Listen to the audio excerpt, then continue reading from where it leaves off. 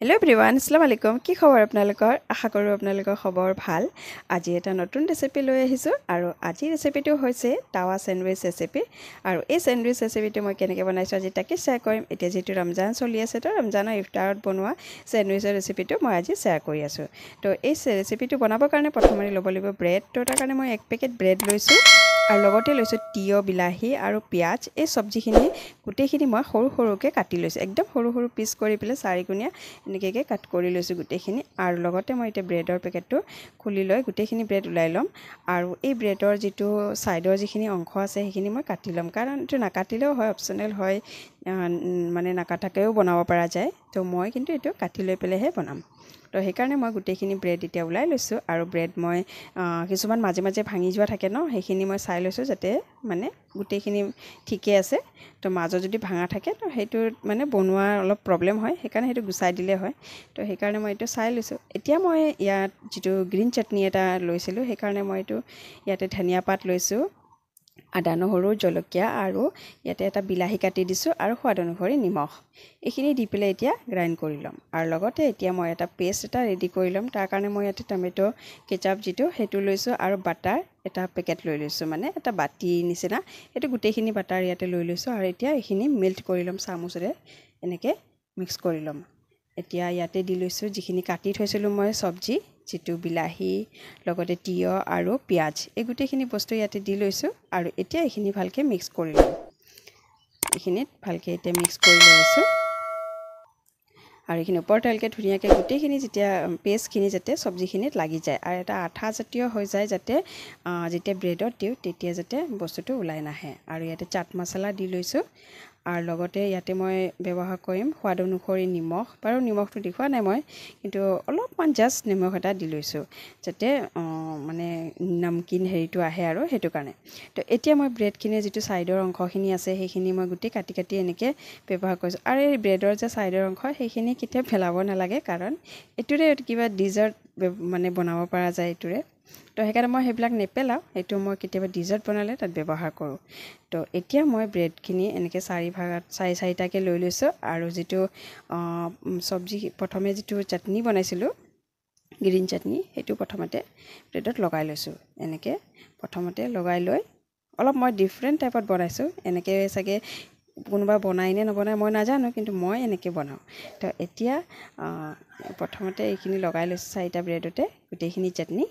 আৰু যিটো মই হেৰি বনাই থৈছোঁ চব্জিৰ, সেইখিনি চালাডখিনি এতিয়া মাজত এনেকৈ দি ল'ম। তাতে চালাডখিনি যদি কেচাপ আৰু মানে চীজো দিব পৰা যায়, চীজ বা বাটাৰ যিকোনো এটা দিলে হয়। সেইখিনি বস্তু দিলে কি হয়, মানে ব্ৰেডৰ পৰা বাহিৰ হৈ নাযায়, বা খালী চব্জি দিলে বাহিৰ হৈ যায় ন কেতিয়াবা, সেইকাৰণে ইয়াতে অলপ আঠা জাতীয় বস্তুটো হ'বৰ কাৰণে সেইখিনি ব্যৱহাৰ কৰিছোঁ। তো এতিয়া মই মাজত এনেকৈ দি লৈ ওপৰত যিটো চীজ, মই এনেকৈ চীজখিনি ওপৰেৰে এনেকৈ দি লৈছোঁ হাতেৰে। তো এতিয়া ইয়াৰ ওপৰেদি যিটো ব্ৰেড মই কাটি থৈছোঁ তাৰে এটা এটা পিচ ওপৰত দি ল'ম। কাৰণ আগতে দেখুৱাই দিছোঁ, এনেকৈ দেখিবলৈ বহুত ধুনীয়া এটা কালাৰ আহে ন এতিয়া। তো এতিয়া ওপৰে যিটো ব্ৰেড আছে সেই ব্ৰেডখিনি এনেকৈ দি লৈছোঁ, এটা এটাকৈ এনেকৈ দি লৈছোঁ। আৰু এতিয়া ওপৰত ব্ৰেডটো দিয়াৰ লগে লগে কি হয়, চীজটো থাকে ন, তাৰপাছত যেতিয়া আমি ইয়াক টাৱাত দিম পূৰা লাগি যায় দুটা ব্ৰেড, আৰু ধুনীয়া একদম ক্ৰাঞ্চি হৈ যায় যেতিয়া ইয়াক ভাজা যায়। তো এতিয়া নেক্সট মই যিখিনি ব্ৰেড আছে সেইখিনিও নেক্সট এনেকৈ বনাই ল'ম। আৰু চাটনিত যিটো পানী আছে সেই পানীখিনি দিব নালাগে, অলপ জিৰ কৰি পেলাই দিব লাগে। মই সেইকাৰণে অলপ টেৰা কৰি লৈ পেলাই দিছোঁ। পানী দিলে ব্ৰেডটোক মানে একদম নৰম কৰি দিব, তো ভাজাৰ আগতে ব্ৰেডটো নৰম হৈ যাব। তো সেইকাৰণে পানী নিদিয়াকৈ খালী চাটনিখিনি দিব লাগে। তো এতিয়া যিটো চালাড আছে সেইখিনিও এনেকৈ দি লৈছোঁ, যেনেকৈ মই একদম চিম্পল হয় আৰু খাবও খুব বেছি টেষ্ট হয়।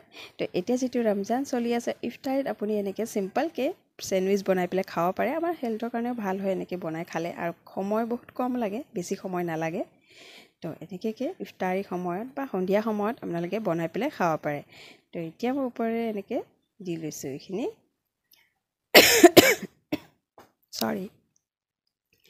আৰু এতিয়া ওপৰেৰে এটা এটা এনেকৈ ব্ৰেড দি লৈছোঁ, এনেকৈ দি লৈ এনেকৈ ঢাক কৰি দিম। তো এতিয়া অলপ অলপ দবাই দিলে কি হয়, বস্তুটো লাগি যায় ন। তো এতিয়া নেক্সট মই বাকীখিনিও এনেকৈ বনাই ল'ম। তো এনেকৈ ফটাফট দেখুৱাই দিছোঁ, কাৰণ মানুহে চাই চাই ন বৰ হৈ যায়, সেইকাৰণে মই ফটাফটকৈ এনেকৈ দেখুৱাই দিছোঁ তো এইখিনিও হৈ গ'ল তো এইখিনিতে ওপৰেৰে এনেকৈ নেক্সট ব্ৰেডেৰে মই জাপ কৰি দিম তো এইটো ৰেডি হৈ গ'ল এইখিনি এতিয়া জাষ্ট এইখিনি মানে মই এইখিনি টাৱাত দিম তো এতিয়া যিমানখিনি বনাইছোঁ মই দেখুৱাই দিছোঁ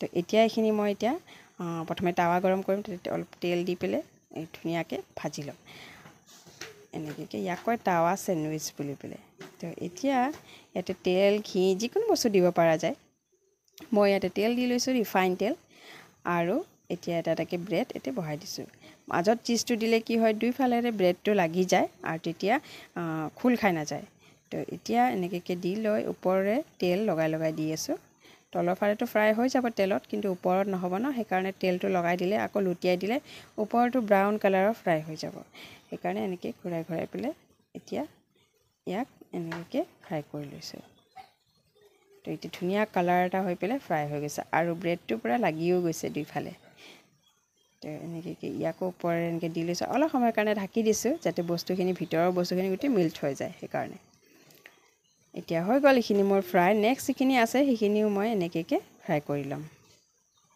আপোনালোকে যদি এনেকৈ ইফতাৰত বনোৱা নাই তো এবাৰ ট্ৰাই কৰি চাব খাব খুব বেছি টেষ্ট হয় আৰু একদম মানে কি চিম্পলো হয় আৰু জলদি হৈ যায় ন কম সময়ত তো এনেকৈ বনাই চাব পাৰে আপোনালোকে ঘৰত ঠিক আছে চেম প্ৰচেছ মই এনেকৈ তেল লগাই দিছোঁ আৰু এইখিনি লুটিয়াই পেলাই এইখিনি মই এতিয়া ভাজি ল'ম আৰু তেলৰ সলনি ইয়াতে ঘিউ দিব পাৰে বাটাৰো দিব পাৰে কিন্তু বাটাৰ দিলে কেতিয়াবা জ্বলি যায় তো সেইকাৰণে তেল বা ঘি যথেষ্ট হয়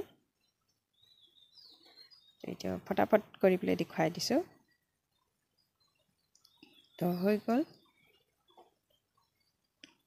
কেতিয়াবা লুটিয়া সময়ত কিছুমান চব্জি ওলাই আহে তো এনেকৈ সোমাই দিব পাৰে তো এইটোৱে আছিলে মোৰ আজিৰ ব্ৰেডৰ এইটো আছিলে চেণ্ডউইচ তো এইটো দেখিবলৈ যেনেকৈ ধুনীয়া খাবলৈ খুব বেছি টেষ্ট হয় আপোনালোকে যদি ইফতাৰত বনোৱা নাই এবাৰ হ'লে ট্ৰাই কৰি চাব খুব বেছি ভাল লাগে আৰু ৰেচিপি চাই যদি ভাল লাগে লাইক শ্বেয়াৰ এণ্ড ছাবস্ক্ৰাইব কৰিব তো এতিয়া মই কাটি দেখুৱাইছোঁ কাটাৰ সময়তো মানে এইটো ভাঙি নাযায় বা হেৰি হৈ নাযায় চাওক ইমান ধুনীয়া ক্ৰাঞ্চি হৈছে মই সেইকাৰণে কাটি পেলাই দেখুৱাই দিছোঁ আৰু মাজত চিজটো থকাৰ কাৰণে একদম ধুনীয়াকৈ একদম হেৰি হৈ গৈছে মানে একদম জুচি ব্ৰেড ভিতৰৰ বস্তুখিনি একদম জুচি হৈছে দেখুৱাই দিছোঁ মোৰ ওচৰৰ পৰা তো এইটোৱে আছিলে মোৰ আজিৰ টাৱা চেণ্ডউইচ ৰেচিপি তো ৰেচিপি চাই ভাল লাগিলে লাইক শ্বেয়াৰ এণ্ড ছাবস্ক্ৰাইব কৰিব আৰু যিসকলে মোৰ ৰেচিপি চাই পেলাই ছাবস্ক্ৰাইব কৰা নাই এতিয়ালৈকে তেওঁলোকক কৈছোঁ যে বেল আইকনটো বজাই দিব আৰু যিটো হেৰি আছে বেল আছে সেইটো ক্লিক কৰি দিব যাতে যিবিলাক মোৰ আহিব লগা ভিডিঅ' আছে সেইবোৰ যাতে আপোনালোকে পাই যায় তো এইটোৱে মোৰ আজি ৰেচিপি আছিলে নেক্সট ভিডিঅ'ত আকৌ লগ পাম তেতিয়ালৈকে আহিছোঁ বাই